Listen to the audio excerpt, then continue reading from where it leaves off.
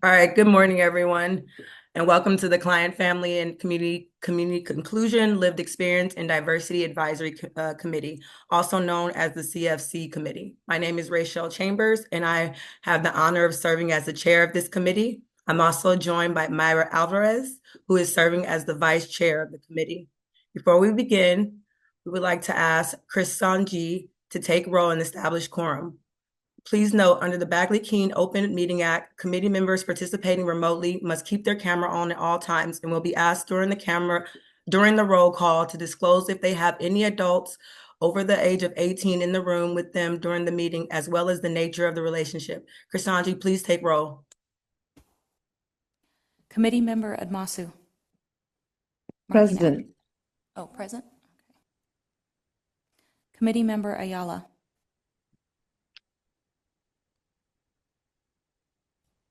Marking absent. Committee Member Chavez. Present. Committee Member Dura. Krisanji, she's saying she's here, Carolina. She just texted, so I don't Okay. know. I don't know. Is she Where- muted? I don't want to slow down time because we're behind, but she's just texted and said she was here. We'll try to figure it out. Sorry. Okay. Committee Member Dura. He just joined too. Just saw him. Okay. She said she can't unmute. Okay, 1 second. We're going to make her co-host. Sorry, 1 second. I will come back to Ayala and Dura. So Committee Member Gentzweg. I'm here. Committee Member Gilmer. Marking absent. Committee Member Kayali. Marking absent. Committee Member Kachanovsky. Marking absent. Committee Member McFetter. Marking absent. Committee Member Novotny. Present. Committee Member Owen. Present. Committee Member Robison. Present, and I'll turn on my camera as soon as I'm out of the car. Thank you. Committee Member Zaldivar. Present. Committee Vice Chair Alvarez. Present. And Committee Member Chambers. Present. Committee Member Ayala.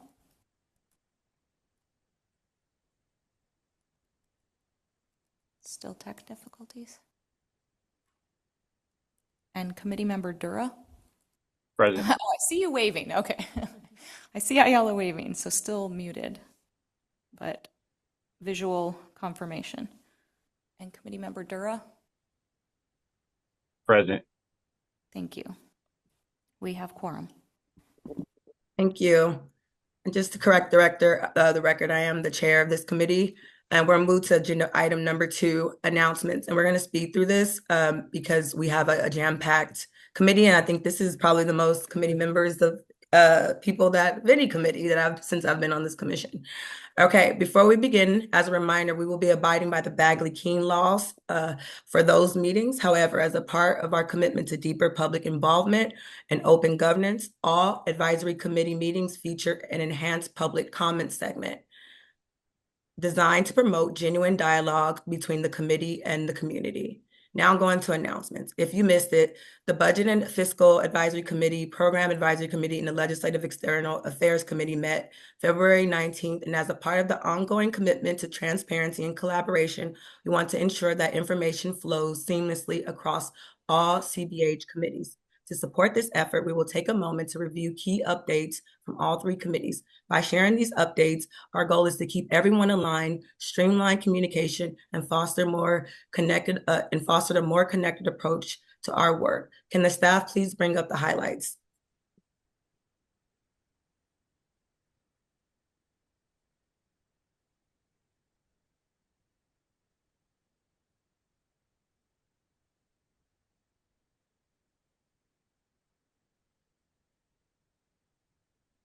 Well, I'll just start talking while you guys, I don't know if they're up, but the Budget and Fiscal Advisory Committee received a presentation on the 2025-2026 mid-year budget update, as well as presentations on the 2025-2026 spending allocations. Given an overview of the fiscal priorities and planning for the upcoming year, the Program Advisory Committee received a presentation from DHCS on the performance measures of the essay and heard presentations by staff on its data framework, thus highlighting efforts to align and improve data decision-making. And finally, the Legislative Affairs Committee met to consider bills that the commission may choose to support or oppose in 2026 legislative session. They also provided an update of the early psychosis intervention EPI video, which focuses on coordinating specialty care for EPI. Sorry.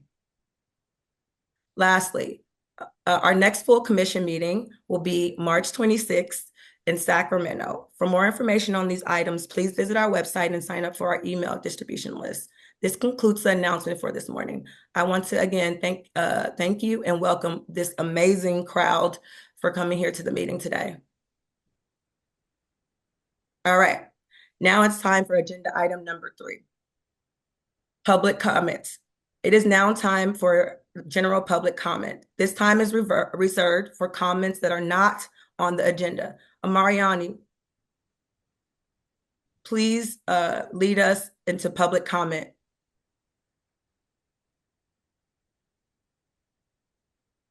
Thank you, Chair. Sorry, one moment. I'm having an issue with my document. Sorry.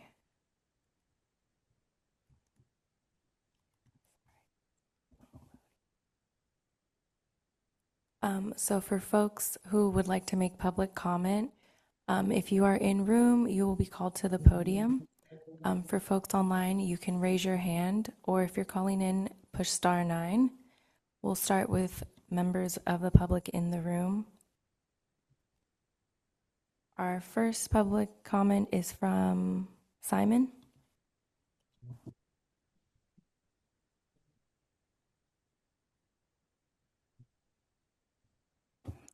Good morning, Chair Chambers and Commissioner. My name is Simon Vu, and I'm here on behalf of the California Behavioral Health Planning Council.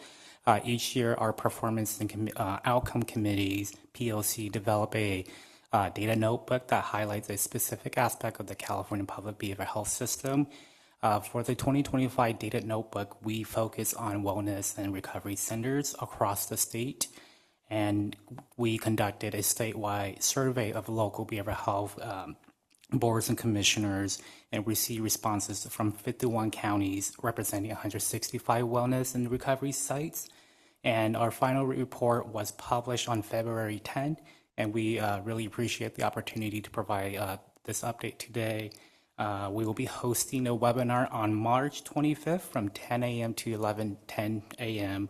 to really walk through the report in details. And with that, we look forward to sharing more information about the report and also the webinar. Thank you. Thank you. We currently have one virtual comment from Richard. Please go ahead.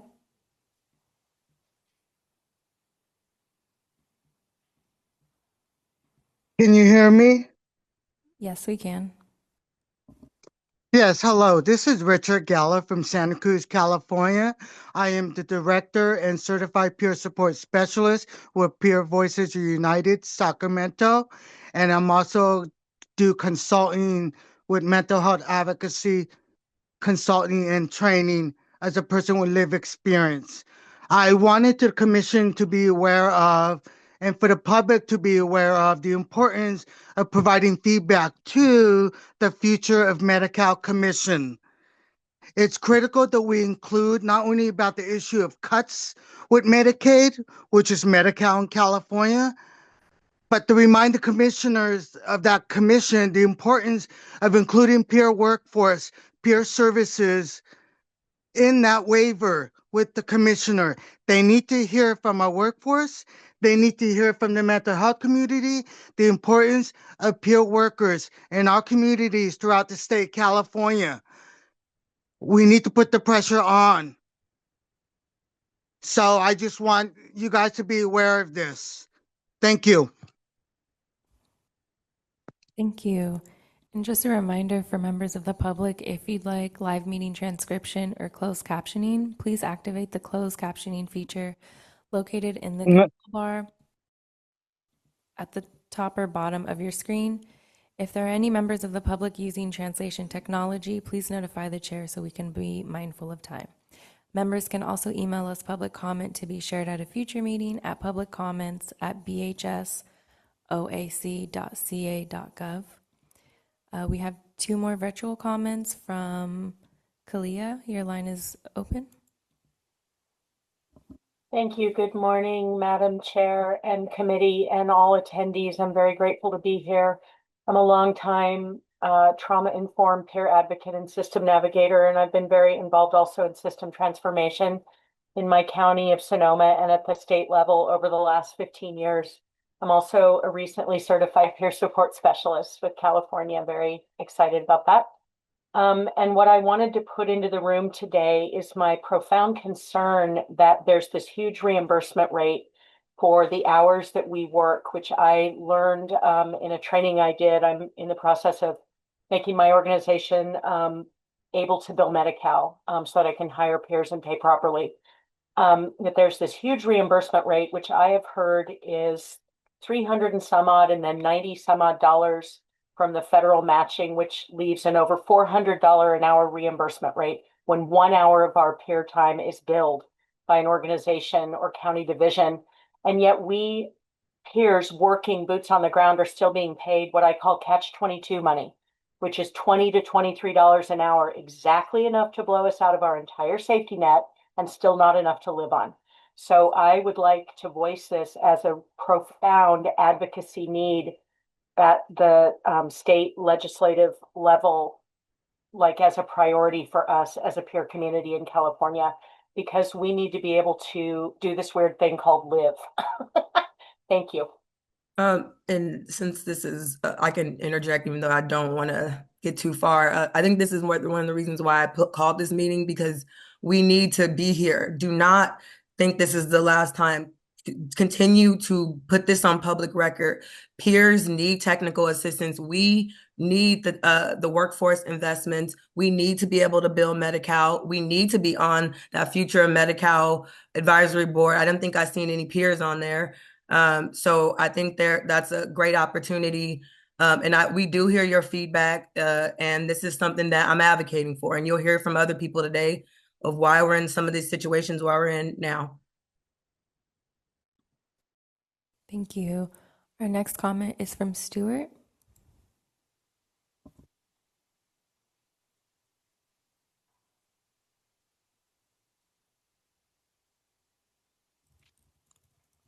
Stuart, are you able to unmute?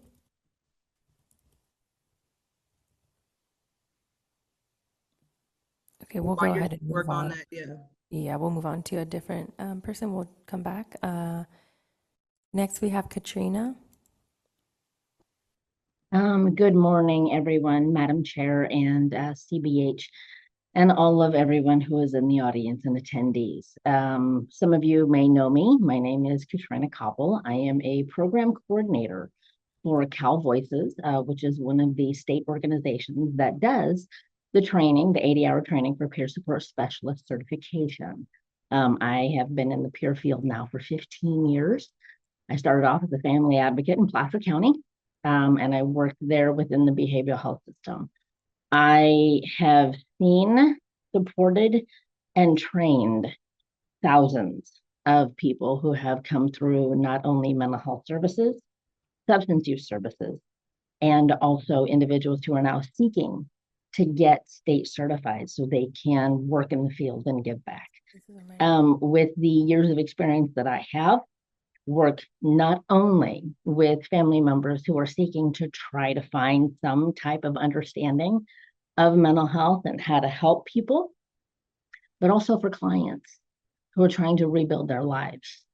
Being able to understand and work within this very burgeoning new state certification, it is, in my opinion, imperative not only for individuals with lived experience who are suffering from homelessness, like I did, individuals who are teen, who are youth, are veterans, literally every area of society that is touched by mental health. We need to fight to be able to have the funding and the support that these people throughout our entire state need.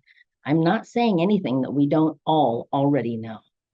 How do we continue to come together and help to support the people that boots on the ground, like Kalia had mentioned, be able to continue this good work? I am here to lend my voice, my expertise, and for all of us to continue to work together. Thank you for your time. Thank you. Our next comment is from Jennifer. Hello, good morning, everyone. My name is Jennifer. I work at Turning Point Community Program from CRP Viking.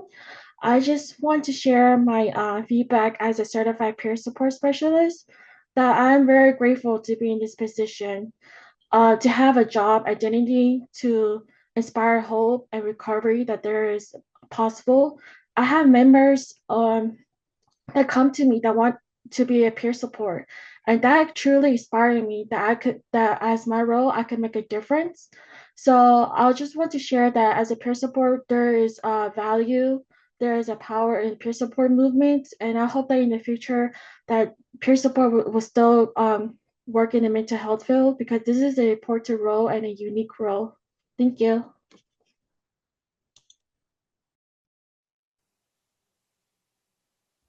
And just a reminder for folks making public comment, we will be hearing a whole agenda item on peer support, and we'll take public comment for that as well. So if you are wanting to speak for that item, please raise your hand during that time. And this is more just like general public comment for any items not on the agenda. Yeah, so that's items on not about peer cuts, not about the important, like, so anything about cuts to peers, anything about this committee, value, that's gonna happen, and you're gonna hear from a whole team. So, and please can you limit it to like, and I value your comments, and I'm gonna hear 1 minute or less because you get comment on other stuff. All right. Thank you, Chair. And then our next comment is from Franklin.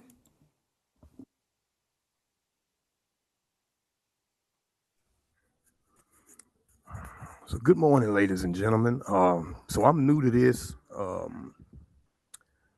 So in April, I'm supposed to start peer support training. I have lived experience, and I just want to say that I view this as my opportunity to help people that's in my same shoes. I see this as a saving space for poor people, because this is who's pretty much affected by it. You know, I'm currently homeless.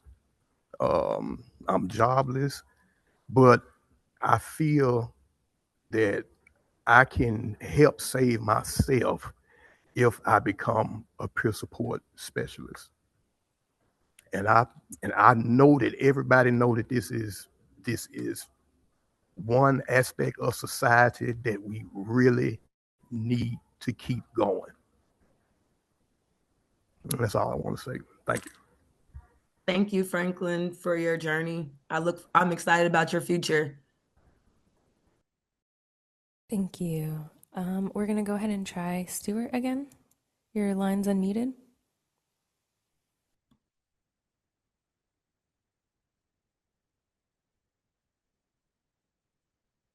Okay, Stuart, I'm not sure if your audio is not working, but we are not hearing anything if you're speaking. So we're going to just go ahead and move to the next person until we figure out that.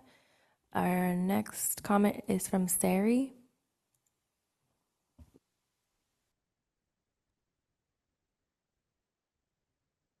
Hello, can you Yes, can hear me? Yes, we can hear you. Okay. My name is Sari Tatpapon. I'm with the Able Community Development Foundation. We primarily work with the unlimited English-speaking population in 2 different counties, Contra Costa County and Sacramento County.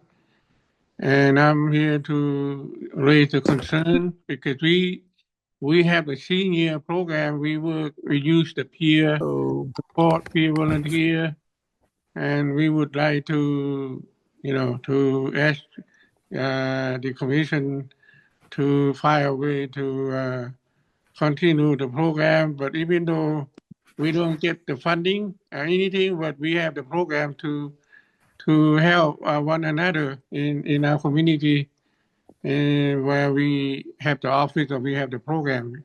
Currently, we have the program in West Contra Costa County, in Richmond, San Pablo, and also in South Sacramento. So thank you so much. Thank you for sharing. And then we're going to go ahead and try Stuart. It looks like your audio may be working. All right, we can limit our comments to Okay, now can you hear me? so we can get, yes, we can hear you. Okay, well, I'm a licensed professional engineer, so I'm ineligible for peer support. But I do volunteer there. And I'd also like to say that you have to look at the big picture. How can you pay for peer sports specialist training when companies are leaving California because of the corruption? There's no money. And think of this. What about that $20 billion high-speed rail that Newscom is proposing? Where's it going to pay for that? It's all money laundering. Forget it. We're screwed. I can't leave because I'm owed $15 million in delinquent criminal restitution.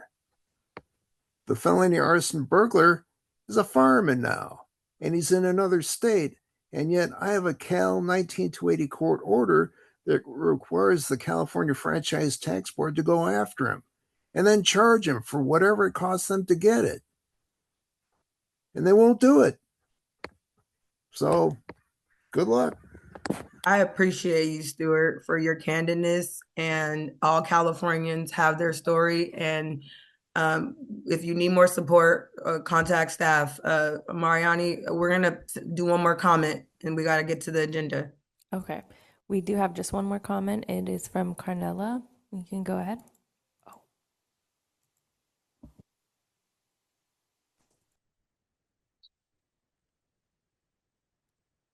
Morning, everyone. My name is Carnella Marks. I'm a peer support specialist, community advocate.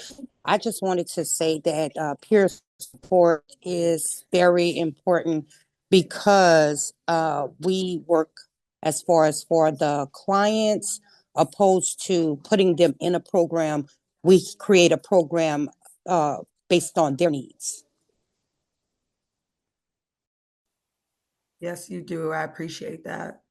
That's the tenet of peer support. And that's why it's so important. We appreciate you. Mariani, is that the final comment? We had one more if you want me to take it. We have a comment from Vilma. Please go ahead. Can you limit the comment? We're really behind time, and I value what you're saying, though.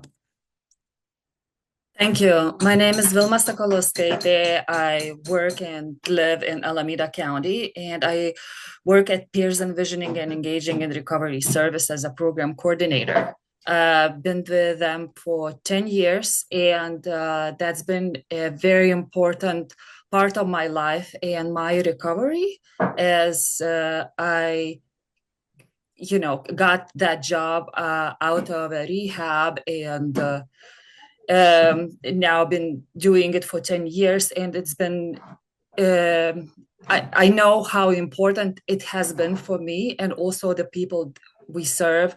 And I want to consider as, that the Prop 1 cuts on peer-run organizations will have a profound effect. So please consider those cuts. Is your organization being cut? Yes. Peers Envisioning and Engaging in Recovery Services. Are you at risk of losing your job? Yes. For the record, we just want to let a lot of people know, a lot of people on here are probably losing their job in the next 6 months to a year. All right, agenda item number 4 is the approval of the December 17th, 2025 CFC Advisory Committee meetings. At this time, I would like to invite the committee members to offer comments or ask questions. If there's no comments, now we'll see if there's any public comment. Mariani, please go ahead. It does not look like we have any public comment for this item. Thank you, Mariani. Could you please have the staff put the motion on the screen?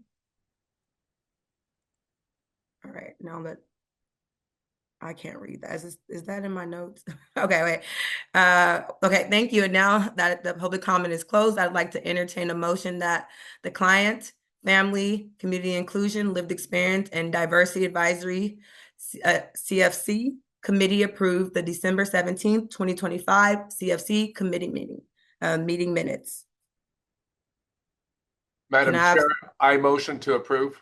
Thank you. Could you state your name? Sorry for the motion. Richard. Yeah, it's Richard Zaldivar. Thank you. Let me get a second. I'll second. This is Sinai. Thank you, Sinai. We have a second to approve December minutes. Cassandra, please call roll. Committee Member Admasu.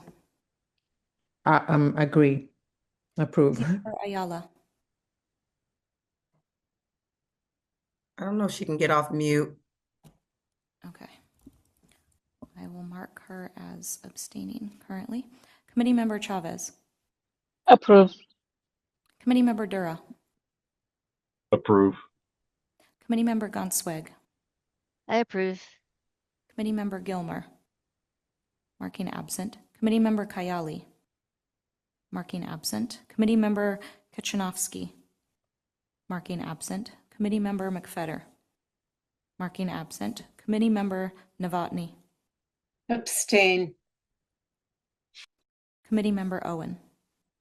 Approve. Committee Member Robison. Approve. Committee Member Zaldivar. Approve. Committee Vice Chair Alvarez. Aye. Committee Chair Chambers. Approved. Motion passes.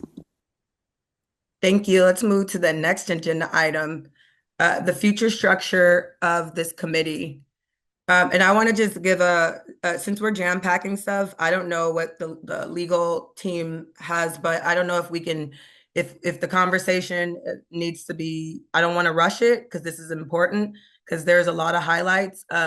If there can be a continuance so that we can get to, I'm sure a lot of people are here for agenda item number 2. But I do want to, I know we can't skip agenda items and I want to move forward, but if the committee or the other members feel that we are rushing this, I don't want us to rush this, but I don't know if I can just keep going and see how far we get. All right, and then we might tag team on the accomplishments section on agenda item number 5. I'll let you know. Okay. Agenda item number 5 is the overview and discussion of the future of this committee. Could the staff please pull up a presentation of the slides? As you know, today is our 3rd meeting of the CFC Advisory Committee meeting, and today we will be discussing the future structure of the committee. To provide you some context, before we dive into this discussion, I'd like to take some time to remind us where we've started, the progress of what we've made in such short time that this committee has existed. Next slide. The CFC committee was established at the August 28th, 2025 commission meeting and approved for the 3 convenings. The committee combines members from the Cultural and Linguistic Competency Committee, also known as the CLCC, and the Client and Family Leadership Committee, also known as the CFLC. This merger provides an opportunity to streamline operations and improve committee coordination while also elevating the embedded diverse voices of individuals, families with their lived experience. And I just want to highlight that. That's what I really saw in our work. Today, we've reached our 3rd and final convening, and I'd like to highlight some of the past accomplishments of the CLCC and the CFLC, which form the foundation for our committee. And Myra, I want to put you on the spot, but the next slide, because a lot of your leadership was, if you'd like to take the slide of the CLC accomplishments, if you're okay. Sure. Or I can... Absolutely, I'd be honored to. Thanks, Rochelle, or thanks, Chair. So many of the folks that were on the Cultural and Linguistic Competency Committee really worked to advise the commission on different strategies that would help ensure that the programs that the Behavioral Health Commission was supporting, that they were inclusive, that they were equitable, and really in the best way possible responsive to California's diverse communities. Together, we did a number of different important activities in support of those goals. We uplifted Solano County's interdisciplinary collaboration and cultural transformation model project, which specifically addresses the mental health needs of diverse communities and opening that opportunity to other counties. We expanded culturally responsive models. We supported CBOs through TA on prevention and early intervention. We addressed counties' implementation barriers through the through CDEPS, the Community Defined Evidence Practice Uptake Project, and really gave a spotlight to those projects, an opportunity to highlight their incredible work. We took multiple opportunities to discuss the impacts of Proposition 1. And concretely, we improved the commission's RFA process, the request for applications, which is critically important to reaching our hardest to reach communities. And then we really emphasize the importance of relationship building and trust when engaging communities. It's your feedback that really has been taken to heart about what we can better do to be responsive to what community needs, that it's not always the folks that are in specific meetings, right? That we have to try harder and work more creatively to reach our hard to reach communities. And many of you on this line have made that possible for us. So huge, huge appreciation. Next slide, and I'm going to hand it right back over to the chair. Awesome. Thank you. In addition to the CLCC, the Client and Family Leadership Committee has ensured that individuals with lived experience in their family, come from diverse communities. I just want to be clear that our individuals come from diverse communities that have lived experience, and our committee has ensured that those individuals are meaningfully involved in shaping California's behavioral system. And just like you all are here right now, this is the impact. This is what it is. So some of our accomplishments that we've done, we've reinforced transparency in public meetings, as you can see in this meeting, right? We also ensured the inclusions of peer providers in the AB 988. That was a really big accomplishment. I sat on that committee. And we got that in. So we ensured that peers will be in the state's plan. That's a pretty big accomplishment. And expand peer support services through the CalAIM initiatives. We've worked to ensure that peers are integrated in different roles in CalAIM and continue to fight to ensure that our provision of services is a full benefit for all Californians. In addition to that, we've discussed legislation such as the Medi-Cal Peer Support Specialist, and making some changes to that and working with other organizations. We've provided discussions on CARE Act, CARE Court, FSPs, and the role of peers on the FSPs teams, and Prop 1, which we'll talk about today, and behavioral transformation. Next slide. So the committee membership. This committee is made up of extremely passionate people with a wide range of different backgrounds and walks of life. These people include people with lived experience, family members of individuals struggling with behavioral health challenges, innovators in behavioral health space, government representatives, advocates, and so much more. I won't read all their names right now because that's a lot, but as you can see on the screen, there is a wide variety of strong Californians that are serving on this committee. And I really want to highlight, if you don't leave anything in this room, we are a diverse committee. We come from different races, ethnicities, gender identities, experiences, and all this contributes to this rich dialogue, especially what we're going to get into today, that informs the work of the commission and ensures that our voice is heard. We are stronger together. Now let's take a look at some of the accomplishments that we've achieved together. The CFC committee has always centered, next slide. The CFC committee work has always centered around emphasizing community, lived experience, and diversity. I'd like to point out that, unlike the commission meetings, this committee meeting provides unique opportunity for individuals and members to ask the public, to ask questions and to engage in open dialogue directly with diverse groups of committee members. So you guys get to engage with us, talk with us, and really get that one-on-one, which has contributed to the commission's goal of increased transparency and accountability, right? During the past 2 meetings, we've engaged the community to provide input on 2 very important projects: the Innovation Partnership Fund, also known as IPF, and the Mental Health Wellness Act Fund, Pure Respite. At the first and second CFC meeting, commission staff presented the IFP grant, which will be $20 million annually for 5 years to help meet statewide BHSA goals and objectives to expand mental health and substance use disorder services.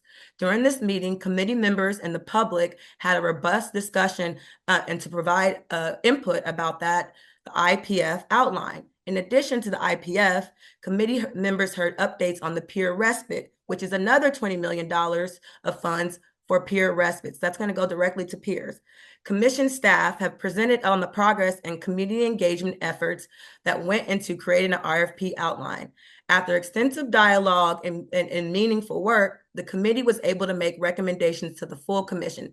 Specifically, the CFC recommended that the full commission approve the IPF and the RFP outlines, and in alignment with our recommendations, both RFPs were adopted at January's commission meeting. Finally, and I've been talking a lot, I'm proud that this CFC was able to successfully achieve quorum for all the meetings. I just want you just to give yourself an applause in your house. Obtaining quorum is so important to ensure, because look at all the community members here waiting for us because they want to be heard, because you matter, to ensure rich dialogue among the community members who bring diverse voices to the table and give the public a chance to have their experiences and opinions heard. When the committees were previously split in 2, quorum was difficult to obtain, and separated committees nearly went for fully a year without meeting, mainly due to scheduling issues. So I just want to highlight the effectiveness of this committee has been, and I appreciate the unity and the efficiency of this committee. And thank you. Byron, I don't know if you want to take this next slide. Sure, absolutely. Next slide, please. So with that excitement and energy, we're looking to the future. As was mentioned, the committee was approved by the commission to meet 3 times using this new joint structure. Since today is that 3rd meeting, these questions are meant to encourage us to talk about, where do we go from here? What's the best path forward for the structure of this committee, for the structure and the effectiveness of this committee? So we really want to hear your input on, how do you feel these meetings have gone? How has the value been? Do you feel like it's been value added to the discussions of the full commission? Again, they're meant to really guide us in helping decide what the next steps are for the committee structure. I'm going to read them, and then as a committee, we're going to go into the discussion. So first, what worked well with the merger of the CLCC and the CFLC? And maybe you can get a little bit specific, like, did administrative processes or the content of the meeting seem more streamlined? What were some of the challenges? What are the deltas that we want to improve upon? The third is, would committee members continue to find value in this joint structure by continuing the merger, or should we divide the committee back into 2 separate bodies?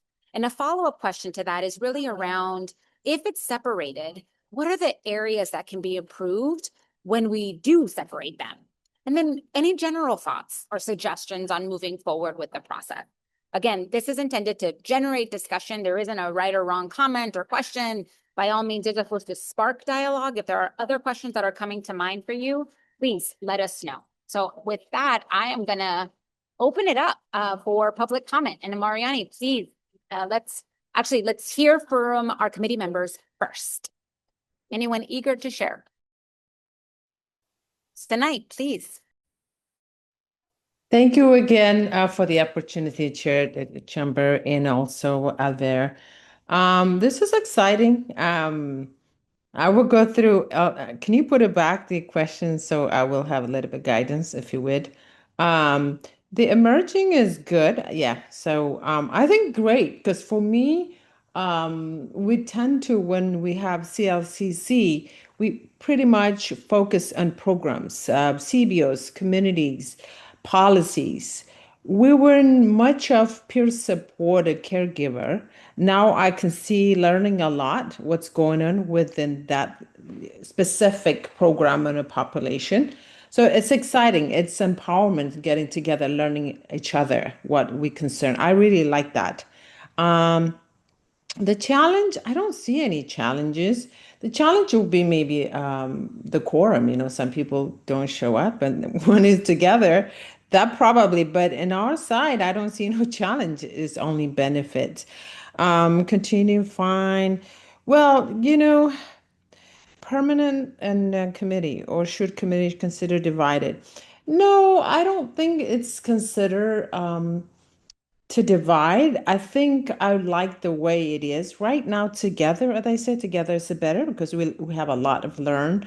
However, when I look at it, for example, today, maybe it's just the agenda. We focus more of the peers supported caregiver, which I learn a lot. But when we have CLCC, mainly what would it be, what the county would represent, what the community would represent, more of common goal than versus individual. It's not about my organization don't have this organization doesn't. Altogether, we have an issue whether one organization, two, three, that's becoming an issue. That's the kind of thing we have to integrate together. But maybe later on, I don't see it today in the last. So we have to make sure we balance both voices equally. The suggestion would be, I think we can continue, but the suggestion is maybe we need to connect whatever county we came from. We have to have some sort of relationship, the county, what's going on at the ground, a foundation, because we represent those community, we represent those population, whatever population we come from, whether underserved. So we bring the voice. But if we don't learn from the county what's going on the ground, because usually when we meet on on LA County, at least Richard can help me, everything we hear is, okay, the state decided this is the budget, the state this is. So all the structure seems like coming from the top down. But sometimes we also have to advocate or communicate and then bring it to the commission, the big decision makers, what's going on the ground level. That's what I would suggest. So we have to sort of find out somewhere where we work together with the county level. Thank you so much for the opportunity. Good feedback. And I like that balance that you have, and that's doable. I really appreciate that. Who's next? Is it Robin or Jason or Richard? I don't know who's next. Robin, then Jason, then Richard. Yeah, hi. Thanks, Rochelle. And the committee. I'm not used to this formal process. Anyhow, I'm really concerned about joining the two committees because feel that it's really important that people from communities of color and the LGBTQ plus community have representation and have their voices heard. And I think joining the two committees, that doesn't happen as much, or the opportunity isn't there, because I think there's different concerns of the different committees. And so I just want to say, as far as, I understand the challenges getting a quorum, but I really think if there's a way to, go back to the two committees and find a way to really, make sure we get quorums, then I think that would be better. I think this CFC there's been more transparency and more discussion, which I really appreciate. I think, folks need to be able to speak and also get feedback, and have a really, open discussion about things. So, and I just, I don't remember all the questions, but I You don't have think to answer them all. I think your main, okay. I think the Okay. biggest things is like just your main, because we definitely want to get through and a vote or no vote or I don't know, but your main points, which I heard, I don't want to cut you off. You want to finish? Go ahead, Robin. No, that's pretty much my main concern, what I wanted to say. Thanks. And I'm not going to try to respond to each one, but I think that that's an opportunity because like at Painted Rain, right? We just got LGBTQ plus prevention from some old COVID money from LA County. So that's not peer support. That's good. Well, they are peers on there, but it's a different model. It wasn't. So I don't know. I think the intersection is brilliant, and I understand what you're saying, Robin. And I just want to continue to have that conversation because I understand what you're saying, and I understand both. And we go back and see if we can get quorum or how can we address those specific populations as well. Thank you. Okay. Jason, go ahead. Thank you. And Jason Robinson with CAMPRO and Chair. So I think in general, we need more representation, not less representation. So at the same time, it's been wonderful interacting with people from the CLCC. I've learned a lot. I'd like to have 2 committees moving forward. I think that's really important. If there are difficulties meeting quorum, I would point to the fact that there's 170 participants here today. And I think it's because people want 2 committees. And if there are committee members that are chosen that don't show up, I would say that they need to be removed and replaced by people that do show up so that we always have quorum. At the same time, I would like the 2 committees to interact with each other or to create a structure so that they can learn from each other, because I think the advocacy for the client and family leadership needs to happen bidirectionally, like we can be allies for each other. And I think that as a client and family leader, I can be an ally for and help elevate the issues of the other committee. So that would be my input. Thank you.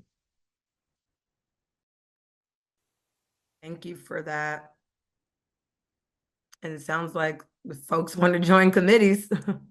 Go ahead, Richard. Thank you so much, Madam Chair and Madam Vice Chair and members of the committee. Listening, one could sit here and go either way. But I think the more practical way to do this is to really look at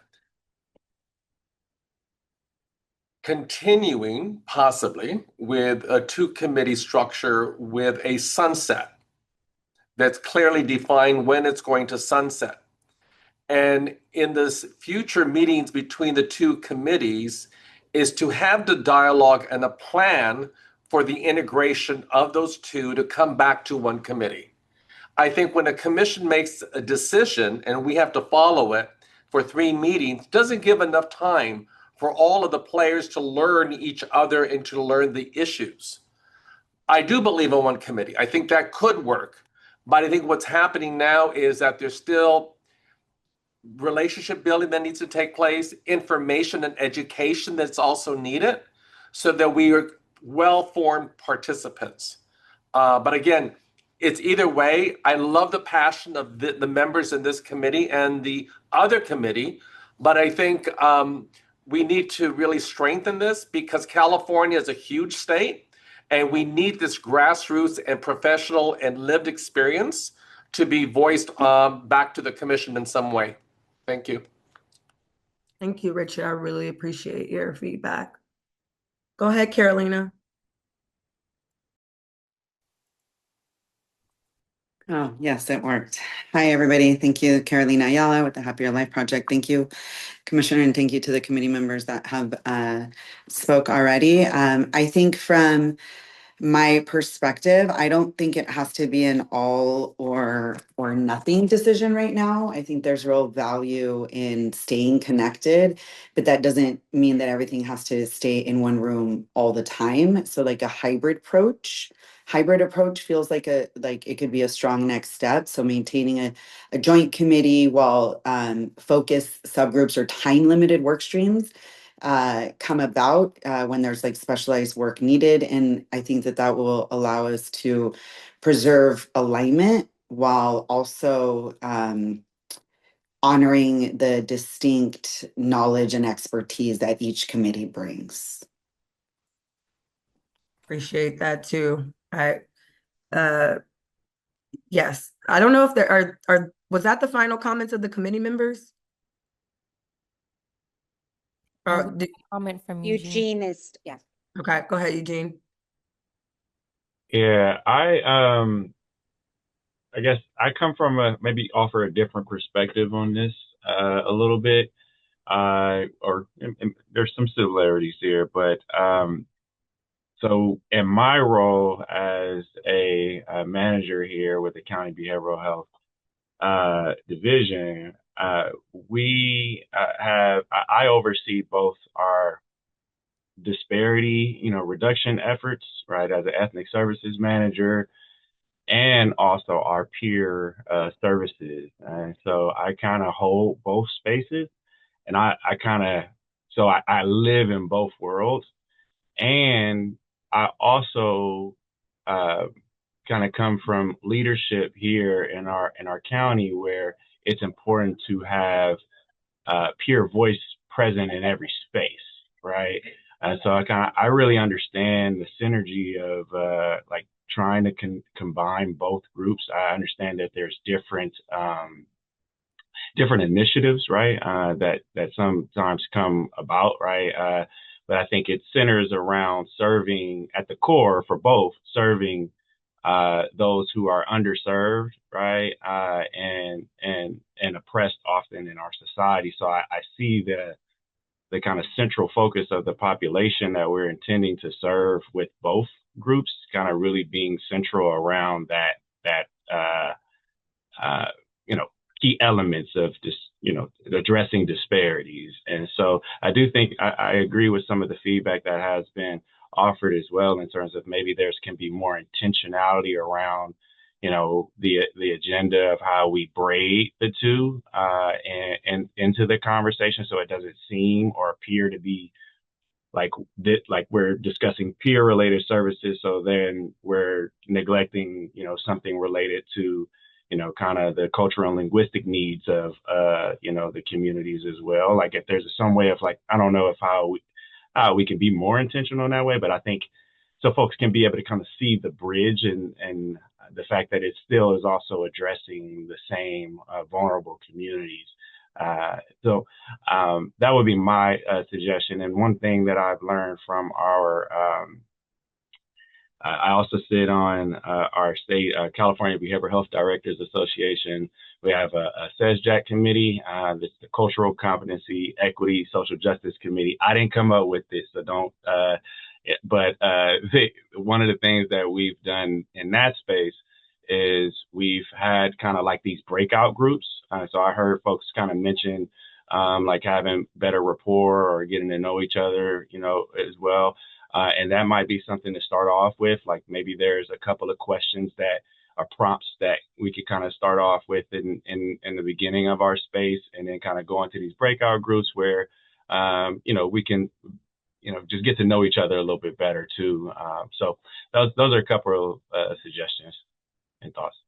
Eugene, I just want to say thank you for being in that space. And I feel like that's the same space I am as like a leader, a Black leader, like that's in LA that advocates for every culture, a sociologist in recovery that provides clinical services. I'm on the front line, LGBTQ, ethnic, Latinx, like API. I don't know. I'm everything. So I don't know. I'm not trying to mix it all, but I feel like any practitioner of the healing arts in this space, if you're not all this, then I don't understand. But that's just me. And I know we're on the minute in time because Mariani's on the time. So we have a real pack of the agenda item.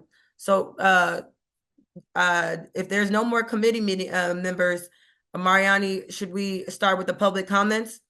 I appreciate the dialogue. Yeah, we actually looks like we have one more comment from Jason. Okay. Thanks, Commissioner or Chair and members of the Commission. I just had a question in general, I guess. I'm wondering about the full committee's, I guess, need for merging And is that still a need? I'm seeking information here. I mean, if you want, I don't know if Myra's still on, but I think that we as commissioners, I think we'll go either way. I like the synergies of this. Like even though I like the fact that I get an opportunity to learn about Eugene, learn more about Richard's work. All those things are intersecting. HIV, all these things intersect into the work. I get what you're saying, Jason, and I'm just saying I think that it's for me as a commissioner that sits as your vice chair that also wants to get things done, like how we have 100 and some people here to talk about cultural, diverse communities that are about to get laid off and not have no jobs. That's all of it. So that's why I think there's just power in numbers. But I really want to, I don't know how to answer that, but I think that you get a chance to vote. It's quite clear where I want to go, but it's up to you all. But I also will make comments to the commission as well. Well, I appreciate that. I guess I really appreciated Eugene's input, I think. And I come from a perspective of the more voices at the table, the better. So, and that those tables each table needs to have underrepresented people, family members, and people with lived experience. So, thank you.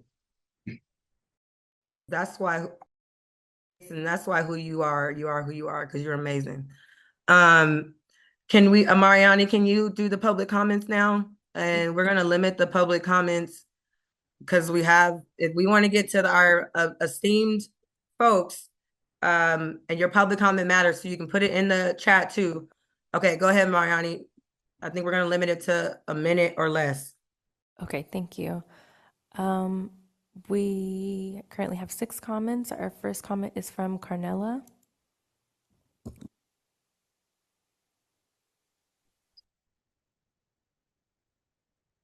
Oh my God. Let's see. We can hear you. Okay, you hear me? Okay. So my comment, I think the committees should stay split because they can focus more on the groups that are in need. But I want to say that the commissioner office oversees the board of supervisors in each county. Board of supervisors don't have an oversight committee, and I want to make a recommendation for them to have an oversight committee. In my county, in Butte County, the board of supervisors just give themselves 132% raise, and so they were the ones to make the decision. No one could object to it. That money can be put back into behavioral health, opposed to going into their pockets. I kind of feel that is a big pay increase. And so as bad as we need money in Medi-Cal and behavioral health, they should have a cap. And so I'm asking that the commissioner's office would consider implementing an oversight committee for the board of supervisors in any county that does not have a board oversight committee to make sure they're not paying themselves large sums of money like that. Thank you, Ms. Marks. I appreciate it. And your comments are on the record. Thank you. And then just for folks, there is a timer also at the top right of the screen. It should appear there, so we could all just be mindful of time. Makes a beautiful noise. Yes, it does. So that is that noise you're hearing. Our next comment is coming from Iba.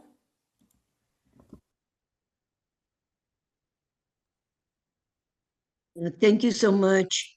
My name is Ava Laye, and I am the president of Whole Systems Learning.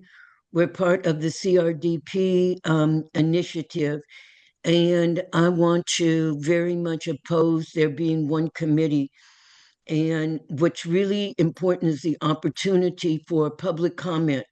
And so when the two committees are combined, then neither one of them, it really allows for the effective involvement of the people that have diverse concerns. So for example, I have testified or I have given public comment many times before the CLCC committee, and we have focused on issues that really have to do with inequities in the mental health system. And I really think that that needs to be the focus of just one committee.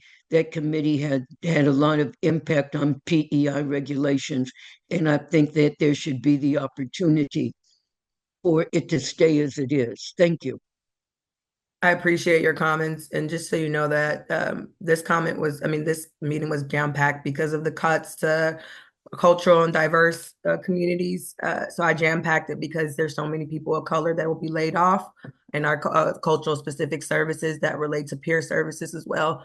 And that's the only reason why this meeting is jam-packed. And I appreciate your comments. Thank you. Thank you. Our next comment is from Lynn. Hi, I'm Lynn Rivas. I'm the Executive Director of the California Association of Mental Health Peer-Run Organizations. Rachelle, I found your arguments very compelling. But I still think that we have to consider the broader context. We're living in Trump America right now, and DEI programs are being eliminated everywhere. The voice of people of color is being suppressed. And I think that it's a little tone deaf to in any way reduce the voice of people of color at this particular time. On the other hand, like I said, you were very persuasive, and I'm thrilled to hear that the family committee got to learn about what peers do and the importance of peer services, and also enlightening them about issues that are important to people of color. So I think I'm landing on a hybrid model. Thank you so much for your comments, and thank you for your willingness to just listen and to hear, and your feedback is well noted, and I hear everything you're saying. Next, we have an in-room comment from Sarai.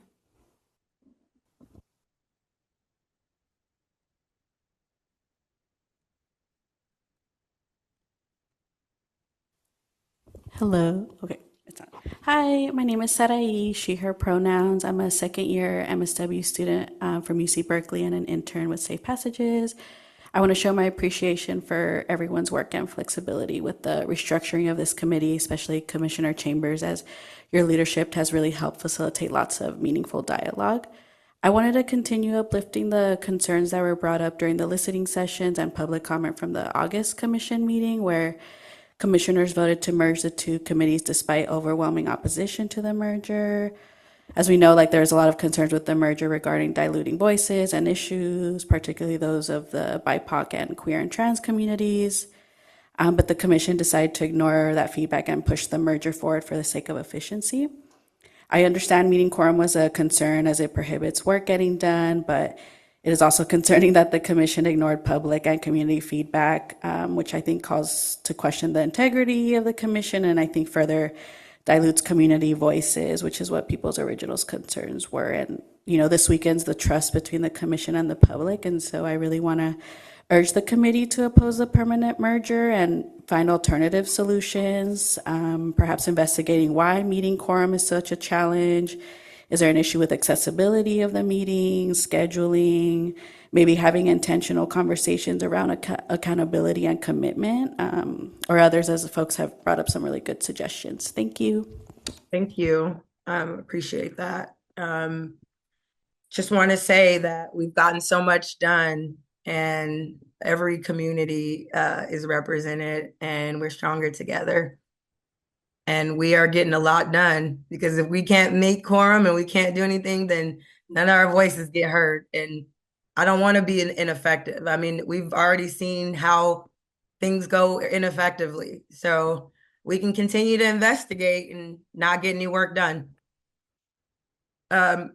Next comment. Okay, thanks. Our next comment is from Katrina. Good morning, everybody, and thank you all so much, chairmans and the people who are here today attending. I was part of helping with our county behavioral health meeting when we had MHSA funds coming down so many years ago, over 10 years.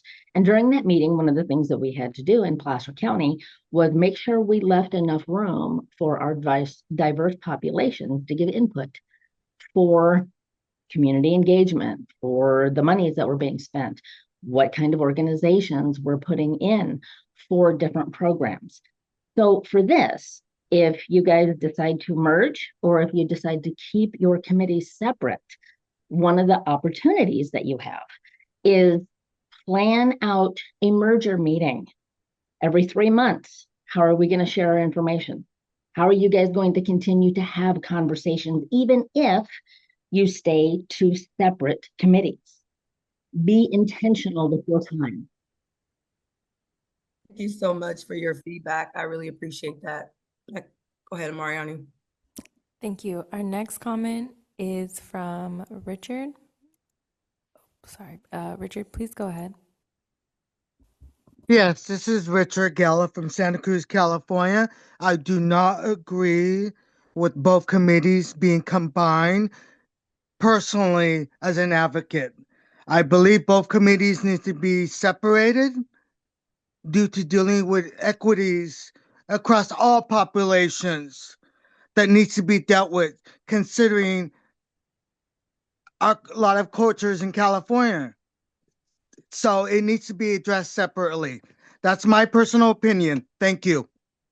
Thank you, Richard. Mariani. Our next comment is from Laurel. Good morning. I'm Laurel Ben-Hamida from Mass Social Services Foundation and REMCO, the Reducing Mental Health Disparities Coalition.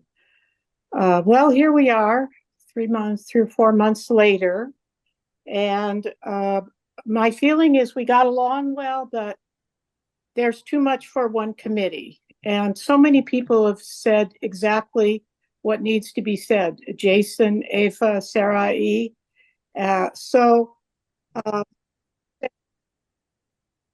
Be sure to choose people who are passionate about participating in the meeting, who are aware of what's going on at the state level, and who have time. There are many people who are in community-based organizations who are passionate about the frontline work, but don't have time for this work, to know what the content, to learn about the context in which meetings take place. So I would say some important questions could be on the new applications. That would help. I'm almost out of time. Thank you very much, Jason, Ava, and Sarai. Thank you, Laurel, for your suggestions on applications. Your next comment is from Elizabeth. Good morning. Thank you so much for the opportunity to speak. My name is Elizabeth Anai, and I'm an MSW intern here with the Village Project in Seaside out in Monterey County. Having committee separate is in best interest of the consumers and all of those involved. But of course, having joint meetings to address certain issues and to foster understanding of each other's values could still take place from time to time. Thank you so much. Okay, and our last comment before we move on is from Ebony. Thank you. My name is Ebony Carruthers from Heart and Soul in San Mateo County. I heard you say we could chat. We could write in the chat. I didn't see the chat. But my comment was, I think sometimes underserved is not just about money, because there's some people on this line that have jobs and careers and are part of the underserved. And I think if more people would see themselves as peers and take value in their own personal lived experience, we would have a lot more peers in rooms that we're not in. And it would not always feel like us versus them, because people would see their own lived experience and their own journey as part of the voice in the room. And I think that is why there's so much breakdown, is people don't see themselves as peers and they don't value their own personal lived experience, which is so important. Thank you. Thank you so much. And I appreciate that. And that just, yeah, I really want to thank you for that. And apparently the chat was disabled per legal advisement. So Mariani will remind people of the email address if you want to email additional comments as the public comment is closed. Yes, if you would like to submit further public comment, you can email us a written public comment at publiccomment@bhsoac.ca.gov. Thank you. And now, before we consider the motion, I would urge my fellow committee members to consider the pros and cons of keeping this committee combined or separating it. As we've said before, the committee is made up of diverse groups, racially, ethnically, linguistically, coming together with their own experiences with behavioral health system. We're truly stronger together, and this is how we continue to thrive. The motion slides, options 1 and 2. Can you pull up the slides? Do we have slides for this? Now let's look at the motion. We have 2 options, stay together or separate. At this time, I would like to take a roll call that the Client and Family and Inclusion Lived Experience Diversity Advisory Committee recommends that the full commission either combine or separate. Could the staff, okay, you guys have the right motion? So there's two motions on the slide, right? There's 2 separate ones. Madam Chair, I have a question. We can't vote on them when they're together, so we'd have to vote on option 1 first, and if that fails, we can move to the Okay. motion. Go ahead, Richard. Yeah, Madam Chair, I have a question, and I don't think anybody mentioned this before. So if the committee votes for 2 separate standing committees, what is the likelihood that the commission would adopt that recommendation? It's up to the commissioners. They'll get your recommendation. So what are your thoughts? I mean, what would you think they would do as our chair? I can't speak for them. I can only take my own vote, and you'll see my vote. Okay. I've been pretty vocal about Yeah. I'm gonna vote. And I can't speak for them because like they all have their own. Yeah. We all go our own way. Yeah. So. Okay, thank you. Mm-hmm. I appreciate the question because I would ask that same question too, Richard. Okay, Cassandra, so which motion do we have? The first one? Okay. The first motion is that the Client, Family, and Inclusion Lived Experience and Diversity Committee recommends that the full commission combines the committee effective immediately. Cassandra, please take roll.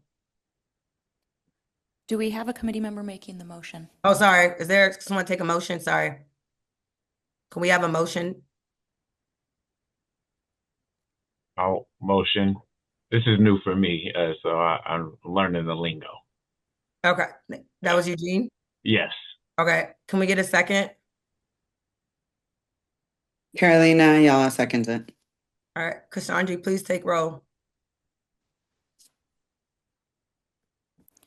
Committee member Admasu. 1. So yes. Member Ayala. 1. Committee member Chavez. Yes. Committee member Dura. Yes. Committee member Gantzweg. No. Committee member Gilmer. Marking absent. Committee member Kayali. Marking absent. Committee member Trzaskowski. Marking absent. Committee member McFetter. Marking absent. Committee member Novotny. No. Committee member Owen. No. Committee member Robison. No. Committee member Zaldivar.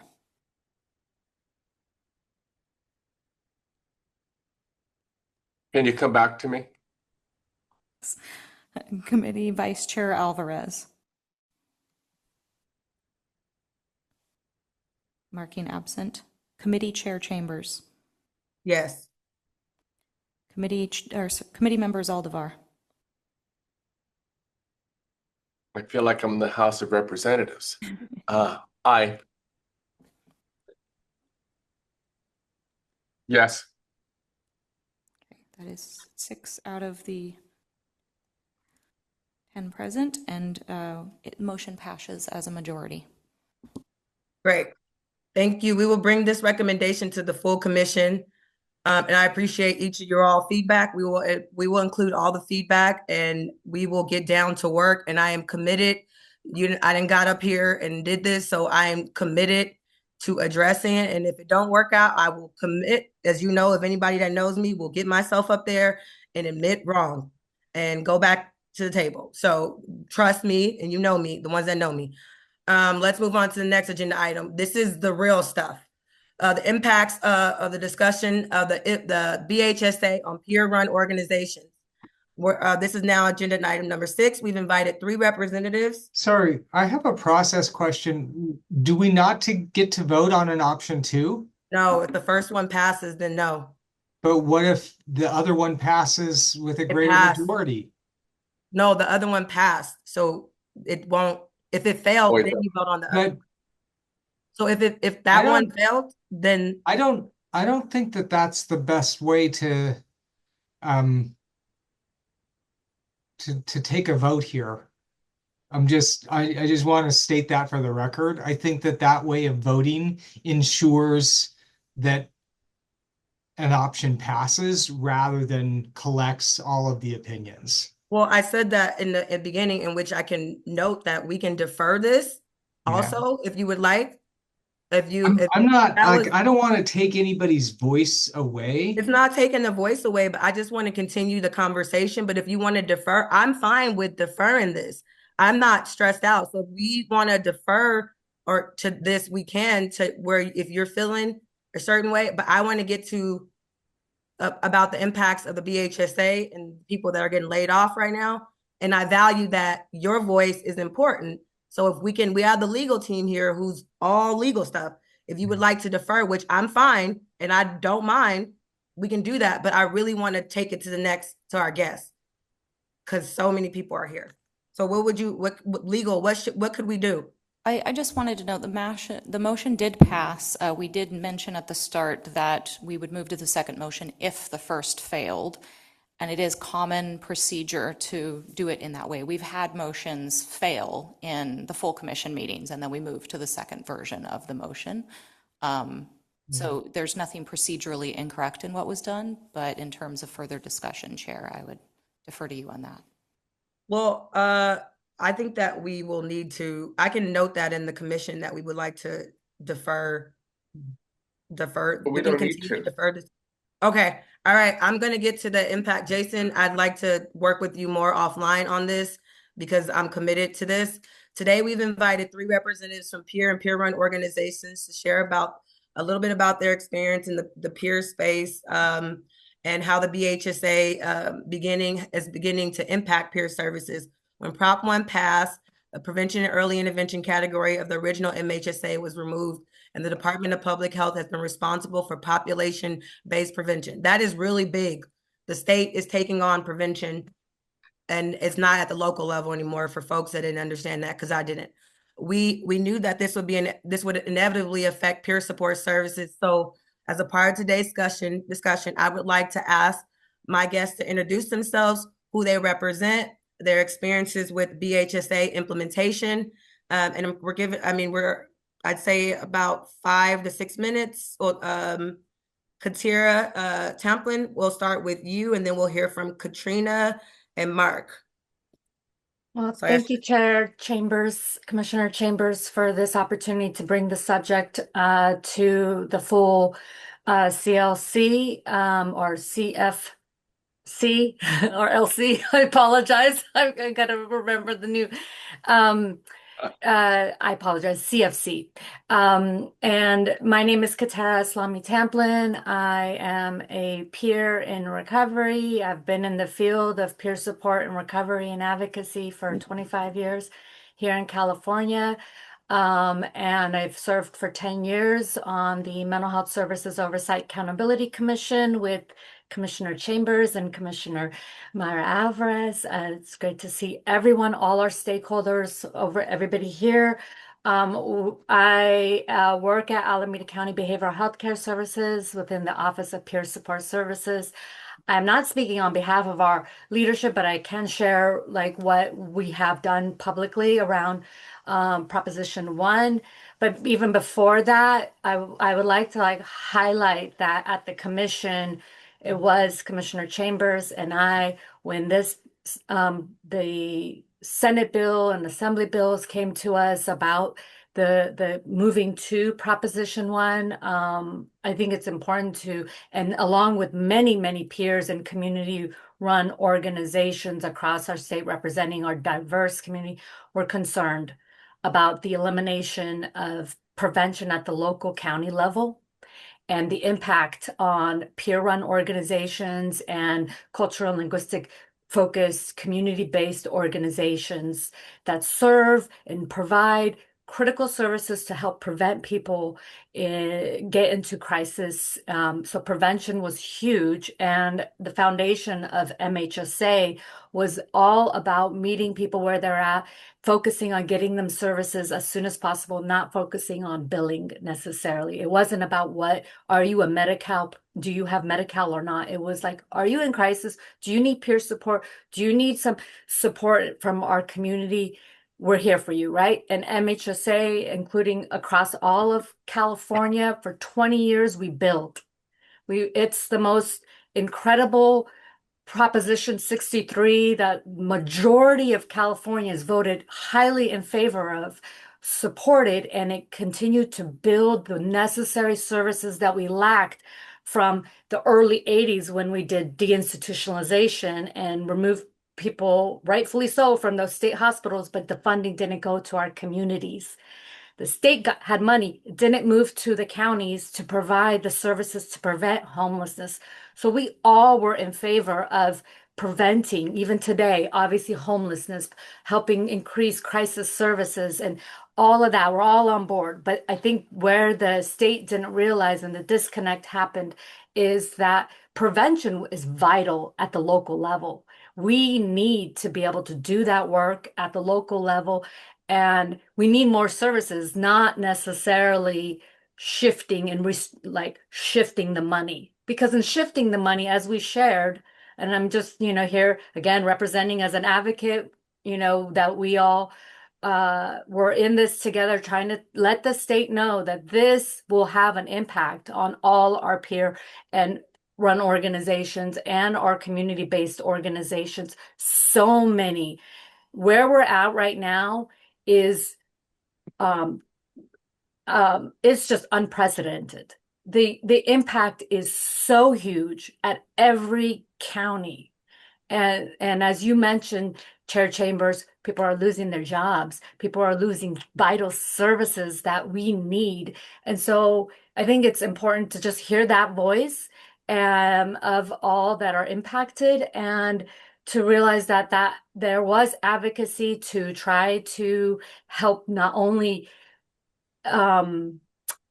give this message of the importance of prevention to the state, but now that we are in this situation where our hands are tied and we have to comply with the very different priorities of BHSA, that shifts the money to a different, again, important stuff, but we never said that we didn't need prevention. And prevention to go to the state and only be at 4% for a whole state it's hard at the local level. And you'll hear from our esteemed peer leaders and community-based organizations that are being impacted. And I just really want to appreciate, again, Commissioner Chambers, your leadership in bringing this subject again back to this committee and sharing it with the commission, because we do want to ensure there's future opportunities to bring prevention back to our counties and local communities. I know you thank can't, you. Sorry to cut you off. I know you can't speak for Alameda County, but is there a way, there's going to be representatives, is there a way for people to find out? Because I'm hearing that, massive numbers of people in Alameda County peer-run organizations are getting cut. I know you can't speak for them. Where do we find out who got cut if you can't speak for the county? Because people need to know. Well, I'm not saying I can't. No, I know. I am representing. Well, but I don't want to step ahead of the executive directors that have to make that tough decision and communicate with their teams. There are leaders here. There are individuals that already, as you heard from some of the previous public comment, are going to share and speak up. I could speak to the fact that we've been working with our whole community, sharing the information, trying to help organizations get into early intervention, to get into that narrow category of billing Medi-Cal, and also that, just in our county, there's $53 million of programs that have to be either closed or reduced just in our county. Do you know that is huge? So That $50 million has to be cut. is being redirected to a from different category, which means these programs that were prevention focused. And we tried hard to, when SB 803 passed and certification, and now we're Medi-Cal peer support specialist certified folks. We tried hard to get support from the state to help our organizations, all organizations, peer run and community-based organizations that weren't billing Medi-Cal, to get that support. But it takes time for just to get people certified and all of that for peer support certification, right? Then you get that, and then the agencies have to go through a process for being able to bill Medi-Cal. That all takes time. Prop 1 and BHSA is, we're feeling the impact right now, and then as of July 1st, we're going to see even a bigger impact because the agencies will no longer qualify to get funding from BHSA if they weren't billing for early intervention. So that impacts prevention services, wellness centers, integrative care, or services involving hospitals, FQHCs, crisis services, outreach services, treatment services, workforce education and training, client support, peer support. I mean, services to underserved communities, the school-based services, innovative projects.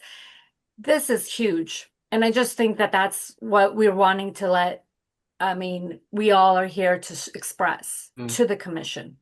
And I just want to thank you and move to the next guest, but just to reinforce that there's going to be some of the counties are having a hard time with implementing the new law and getting folks ready. So it seems like there's going to be a lot of people that are going to get laid off, a lot of services, and maybe at some point the county will be able to figure out how to change the money. But at this point, we should expect, it sounds like from certain counties and other counties, I'm encouraging you, please, to tell, go ahead. I just want to emphasize this is direction from the state to the county. So just that piece is important. That the state told the counties to do this. And if any other directors on here would be bold enough to at least let folks know at the commission, if you know of layoffs or it's going to happen to your county, to let people know, let the commission know, because we're hearing, and this is our clearinghouse, because it's just being silent now, and I'm happy. So let's get the next guest up here, Katrina from the Wellness Center. Hi, Commissioner Rachel and everyone else. Thank you. Appreciate the invite to come and speak about the challenges. I want to first and foremost get 100% behind what Katera has already mentioned. And so I won't repeat what she said, but I want to make it clear about the impacts. When we talk about the transition from MSHA to BHSA, we're only hearing about prevention and early intervention. But I want you all to take an opportunity to look at all the categories that existed under MSHA outside of prevention and early intervention. All of those categories are also gone. And so I want you to think about the perspective of what was funded under prevention and early intervention. It impacted everything else. So workforce is gone. Community supports and services, gone. Innovations, gone. Supports for building new infrastructure, gone. That impact reaches beyond what we know to be prevention. My organization started in 1988, as Katera mentioned, when we had our hospitals open and our people were in the community and there were no open doors. We have gone back in time. There will be no open doors at this approach that's happening. We want to talk about employment. My organization employs 30 individuals, all with lived experience, top to bottom, including myself. Other organizations that are identified as peer organizations in Alameda County also employ 30 or more individuals. If you just look at the three that we have, let's do, imaginary math. That's about 80 people, right? Just in peer run organizations. But we have to look at the larger picture. The larger picture is peer services that exist in other organizations is also being cut.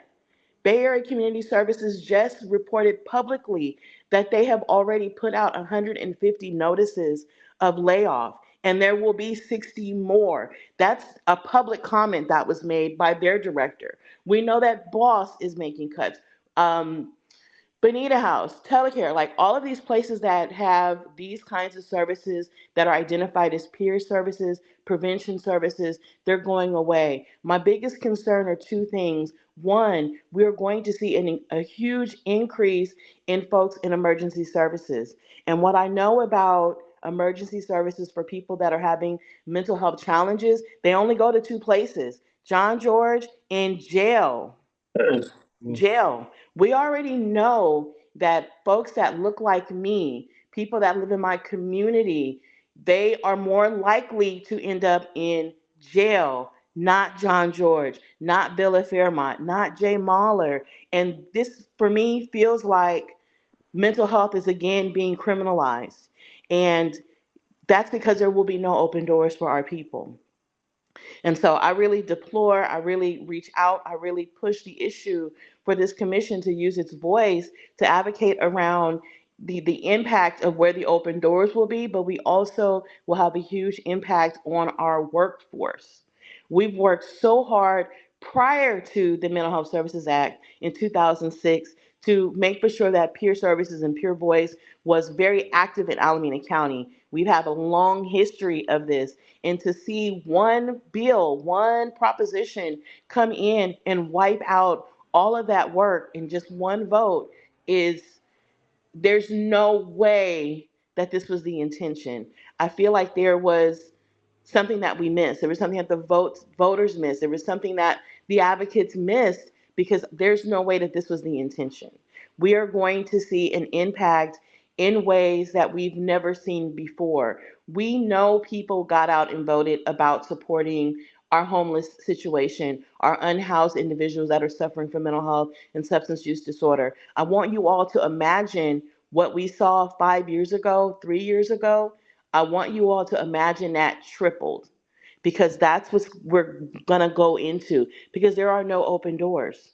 The doors are closing and we're not seeing exactly what the impact will be. And unfortunately, I hope that we don't wait until it actually happens before we take action. That's my piece.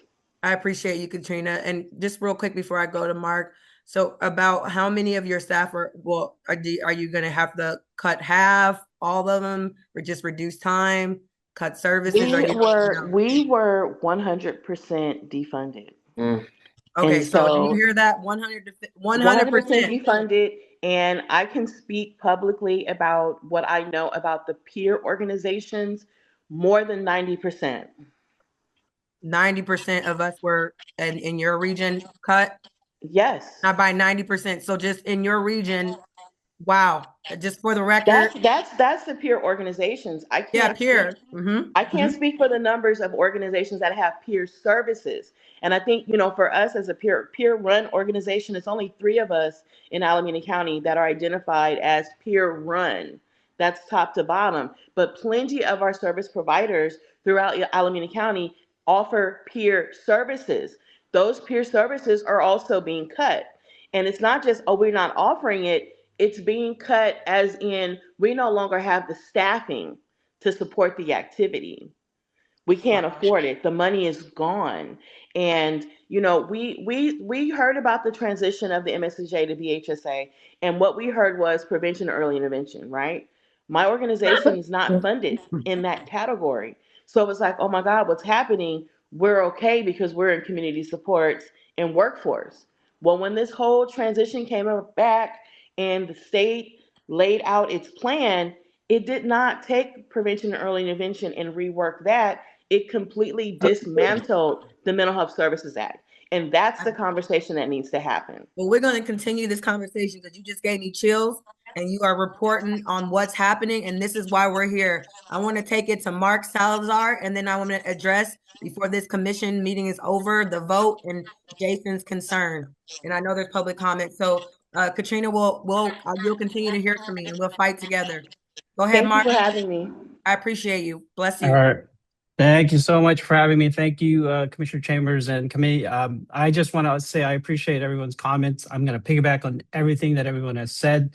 What I want to kind of add to this conversation is really what's happening at a statewide scale in real time, and the peer-run organization that I run. So I'm Mark Salazar, CEO of the Mental Health Association of San Francisco. We've been a peer-run organization for almost 80 years now. We operate the CalHOPE and the California Peer-Run Warm Line. It's a state's official warm line and the largest peer warm line in the nation. We also launched the La Línea de Apoyo Emocional California, the only 24/7 warm line, last March. Again, we also run the Warm Line Federation, and it's 10 culturally specific partner organizations statewide that provide warm line services. They all get trained and provide employment to peer counselors, whom usually advance and take workforce development trainings to become Medi-Cal peer specialists. What I want to tell you is what happened to our organization last year that will really that's going to be impacted by the changes in BHSA. So from July 22 to June 2025, our warm line handled nearly 500,000 calls and contacts. That's from calls, texts, and chats. In the last year alone, our peer counselors served over 35,000 Californians through nearly 275,000 contacts. By early 2025, we saw that demand surge to about 40,000 contacts per month alone. In these contacts, the folks that we surveyed, about 68% of our callers have indicated that they reduce their likelihood of calling 911, 988, or going to the ER or becoming inpatient service recipients. Only about 0.5% of our contacts actually get transferred to 988. So we resolve stress, distress, emotional challenges before they become a crisis, right? We were showing wellness when all the quality and quantity metrics were there, but then the funding shift and funding landscape has shifted dramatically. So I'll walk you through what happened last year. So in 2019, we got funding through general funds. In 2022, in the middle of COVID, we got additional funds to go statewide and also run CalHOPE. Last year, we went back to the state. We requested additional funding to continue on, roughly $10 to $15 million per year. We were only allocated about $5 million. That shifted also the funding from general funds to the BHSA funds. Those funds, now we are now competing for those BHSA funds. So what I want to reiterate is that the committee will understand why the funding source matters. The pot of money in BHSA, the whole restructuring is really under pressure because, again, we're reducing it to down about 4% of the entire budget. And we're for prevention and early intervention. And all of us in this room, a lot of organizations that do these services are going to be competing for that. Additionally, what I understand is that the BHSA revenues are down about 40 to 45% compared to the same period last year. And so we are now, again, the warm has to ask for the same funds that everyone in this meeting is asking for. In our area alone in San Francisco, we're seeing about 10% or 10 nonprofits already getting cut. And we expect to see more. Last month alone, they were working on $17 million budget deficit, and so the city is working all that. So our organization, with the funding cuts, we laid off nearly 200 folks. Can you repeat that again? Repeat that We again. laid off, Marlene? we laid off about 200 folks in this shift from a general fund into BHSA. Wow. We're no longer 24/7. We only do Monday to Friday from 7 a.m. to 11 p.m. We no longer can take 30 to 35,000 phone calls. We can only take 5 to 10,000 per month. So with that said, this is going to be a preview of what's about to happen for the entire state. We serve, like, a lot of our population is from the LGBTQ and BIPOC community.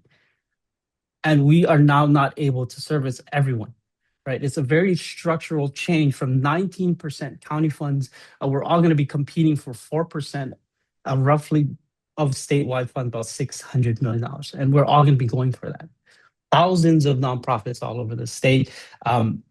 We're all going to be roughly looking for $140 million for prevention and intervention funds. So I'm going to finish up just saying that because we're all competing for this, we're all trying to find transition and change. Different counties are at their own pace to transition everyone into either Medi-Cal billing or some other form of funding. But what they failed to see is that a lot of us nonprofits aren't ready for that. We neither have the infrastructure, the staffing, the expertise, the experience to even transform into a Medi-Cal billing program or even provide Medi-Cal billing services. That takes funding, that takes cost, that takes time. By the time we're all ready, the impact of funding reductions are going to either bankrupt organizations or make them really, really inoperable and non-feasible to start. I'll just say, we hope that we can include BIPOC communities and LGBTQ communities in future funding. We hope that the commission kind of pushes for the Innovation Partnership Fund to kind of really provide services and support to peer-run organizations. So thank you. Thank you, Mark. And I just want to say I'm standing with you as another CEO have to lay off over 200 some people is a lot. And now I know we're only at 10 minutes and I don't know what the legal people are going to say. I know the committee has supposed to have a dialogue. I wanted to clarify that we were not voiding that vote. That vote will stand. Jason, if you want to have a conversation on how me and you can work together so that I can present, additional stuff to the commission, that would be great if you accept our partnership to work together. We only have 10 minutes, so that's how fine. should we do this? Press on. Okay, does any of the committee members briefly, 20 seconds, have anything to say? I will yield back any comments. None? No committee members? Okay. Do we need to have, I guess it's time for public comment, Mariani? Yes, we currently have 9 comments incoming. So if folks could keep their comments to around 30 seconds so we can hear from everyone. Our first comment is going to be from Richard. This is really disappointing. When I informed the commissioner back then, when it was Oversight Commission, about the impact, about peer services was not included, yet the commissioners voted in supporting Proposition 1. The problem is politics with State Department of Health Care Services and the Department of Health and Human Services and the commission. And going along with this, knowing the impact that peer services were not supported. Cal Voices offer their legal assistance in putting language into Proposition 1 funding. Thank you. They pulled it out the last minute. That's critical for the community to know. It really is. It's all politics. We're not being valued as peer workers. Richard, so that's all I have to say. Thank you. I appreciate that. And I just want to note also for the record that there were 2 peer commissioners as well that voted down this vote. But as you know, that it was Commissioner Tamplin and myself, and we stood alone and we did that, and we will stand corrected on the record. But we don't vote represent the whole commission, and you did stand for it and you did fight. Next comment. Next we have Lynn. Hey, I just wanted to confirm that these cuts are happening across the state. Of 30 organizations that I'm in touch with, there's only one organization that hasn't had cuts, and that's because they never got MHSA to begin with. I also want to say that I'm hoping that the commission will uplift this issue with the governor, with the governor and with legislators, and hopefully get some funding so that these organizations can survive. And I want to highlight Mark Salazar's comment about needing funding to do the transition to Medi-Cal. And Word, Woodland, what was the last thing? Go. Oh, I just wanted to say we shouldn't let the counties off the hook. They fund their priorities, and so you need to put pressure on the counties. Well, they are funding their priorities, and they're saying that the state is pressuring them. So it seems like a back and forth game. So we got to call that out. Go ahead. Next comment. Next, we have Katrina. Thank you very much. I'm going to make it super sweet. Brace for impact. We are where we are. We got to look at facts for what they are. This is an ongoing conversation. What are we going to plan for the conversation next? Thank you. How do we all get together again? Well, I take that as my next steps too. So I appreciate that.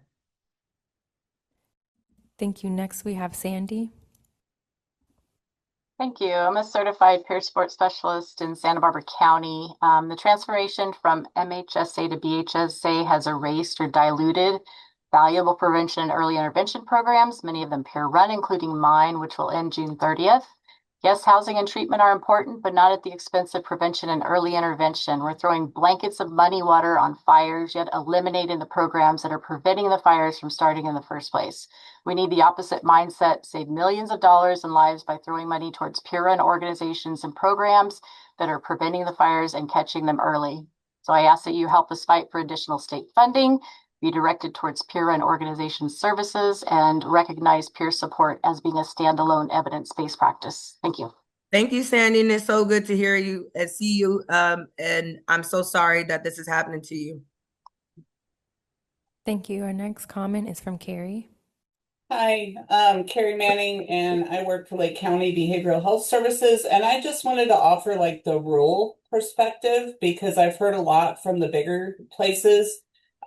So we do not have like peer run centers. We are, staffed by peers under the county. And, while they've said that none of us are going to lose our jobs, the people that we serve are going to be very impacted. And, as a rural community, we have no transportation, so it's going to limit access. It's going to limit places that our people can go and be safe and get linked with services. So it's not just about us keeping our jobs, but we need to be able to keep the services in the locations where our people are. Because we don't have, our bus runs in some spots once a day. Carrie, if you could wrap up. Thank you. And you were from Lake County, Carrie? Yes. Okay. Yeah, I know that there's a lot going on. I just talked to Lise last night. Okay, go ahead. I'm getting 5 minutes. We have 5 minutes left. Our next comment is from Jana. Good morning, everybody. We have 5 more minutes of morning today. My name is Jana Spalding. I'm the Director of the Office of Consumer and Family Affairs in San Mateo County at our BHRS. And what we've been hearing from the state in transformation from MHSA to BHSA is a constant refrain of peers are now certified and they can bill Medi-Cal. Well, yes, we are aware of that. I am just taking the opportunity to say that that is one source of revenue, but not the only one. If a wellness center decides to build Medi-Cal, they are not just adding infrastructure, they are changing the entire nature of the service that a community wellness center provides. If you walk into our peer runs, you do not have to tell anyone what your diagnosis is. You do not have to get an assessment. You do not need a clinician to give you a diagnosis. And all of those things are required for Medi-Cal. And so if the state, which has always said they're committed to peer support, really wants to stand behind that commitment, then Funds need to be allocated outside of just Pierce Billing Medi-Cal. I appreciate that, Jenna, and Jenna from San Mateo. We got 3 minutes. How do we do this, legal? I know that there's hands. Do we just keep going? Let's just keep going. You 30 can seconds. adjourn the official committee meeting and then we can move into a listening session. Okay, so we'll adjourn in 3 minutes and then we'll continue to listen. I have a question. Before we end, I wanted to, is it possible for me to make a motion? It's not related to the vote. Don't worry. That's not on the agenda. Right. It's not on the agenda, but I want to propose something for future business. I would suggest you email the commission. You can email the commission. You can email it. I don't know. What about us as a committee? Like this would be committee business. Right, the commission hosts the committee meeting, so we would be the facilitators for your proposed agenda item and make sure that the chair and vice chair are aware of it. All right.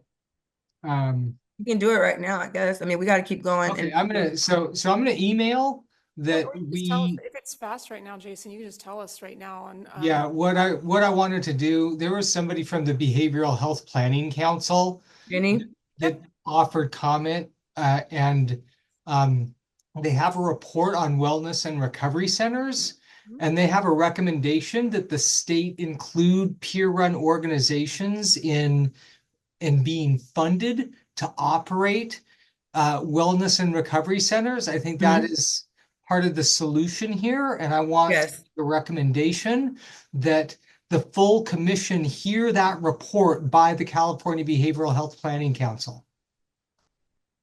But yeah, we can do that, or can't we? I mean, I can also push for that as the vice chair as well. That would be great. Thank you. I don't think we need a motion. Okay, keep going. We got, 1 minute. I mean, I'm gonna adjourn this meeting. So, do I just say this meeting is adjourned? Thank you. What do I say? Oh, can you just finish the working agenda, just so that you make sure that you get everything finished on the working agenda, and then you can adjourn this meeting, and then we can move to a listening session here. And we're also looking to do, it's in your working agenda about a second follow-up listening session for this. So. Okay, now that we're at the end of the meeting, thank you all of our committee members for being here, and thank you to the members of the public and our staff for your thoughtful engagement and support. As far as future committee meetings go, we will wait to hear what the commission decides, and we will send an email through our BHS at OAC listserv with more information. With that, we want to adjourn this meeting, and thank you for your time and insights and commitment, and we look forward to continuing our work.